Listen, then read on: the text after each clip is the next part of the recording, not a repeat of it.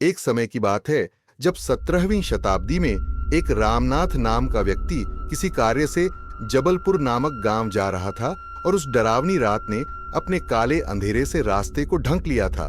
रामनाथ ने सोचा कि कोई ठहरने के लिए अच्छी जगह मिल जाए तो वहां ठहर जाऊंगा। तभी उसे सामने एक गांव दिखाई दिया। रामनाथ दौड़ते हुए उस गांव के बीच पहुंच गया। गांव में किसी मानव की चहल पहल नहीं थी।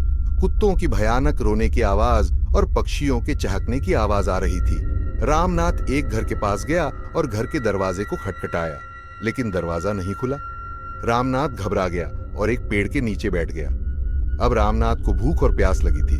उसके पास खाने और पीने के लिए कुछ नहीं था। निराश होकर उसने पेड़ की तरफ ऊपर इस उम्मीद से देखा, पेड़ पर कोई फल हो तो खाऊंगा, लेकिन पेड़ पर कोई फल नहीं था। तभी पीछे किसी ने रामनाथ के कंधे पर हाथ रखा।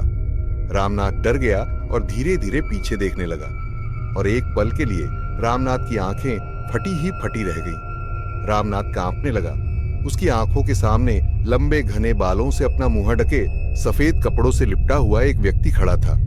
तभी रामनाथ को उसके पीछे किसी की रोने की आवाज आई। उसने पीछे देखा तो कोई नहीं था, और देखा तो वह सफेद कपड़े लिपटा आदमी भी नहीं था। कुछ पलों के लिए तो रामनाथ खड़ा रहा और फिर रामनाथ पेड़ का सहारा लेकर बैठ गया। तभी रामनाथ को किसी के पैर दिखाई दिए। उसने उसे देखा तो वह एक बूढ़े व्यक्ति था। बूढ़े व्यक्ति ने उसे कहा कि यह लो खाना और पानी, लेकिन डरे हुए रामनाथ ने खाना और पानी नहीं लिया। लेकिन जब बूढ़े व्यक्ति ने फिर से कहा तो रामनाथ ने खाना और पानी ले लिया।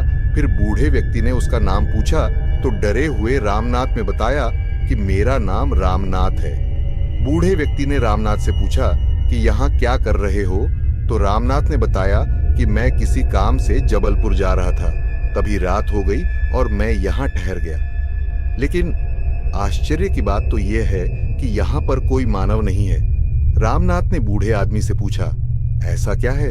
इस गांव में तो बूढ़े व्यक्ति ने कहा कि कई सालों पहले इस गांव में खुशी खुशी लोग रह रहे थे। एक रात एक चोर चोरी करके इस पेड़ पर चढ़ गया और पैर फिसलने के कारण गिर गया और मर गया। फिर उस रात के बाद हर रात को एक मृत शरीर इस पेड़ के नीचे गांव वालों को मिला। इस कारण गांव वाले इस गांव को छोड़कर चले गए। तभी रामनाथ को पीछे किसी के रोने की आवाज आई। उसने पीछे मुड़कर देखा तो कोई नहीं था, और जैसे ही आगे देखा तो भयानक साया उसके सामने था, और रामनाथ वहीं बेहोश होकर गिर गया। जब उसकी आंखें खुली तो सुबह हो गई थी और वह जल्दी से वहां से भाग गया। और फिर रामनाथ जब भी उस गांव के पास गुजरता था तो वह रात याद आती, लेकिन वह चोर लोगों को क्यों मारता था? यह बात आज भी रामनाथ के लिए एक रहस्य है।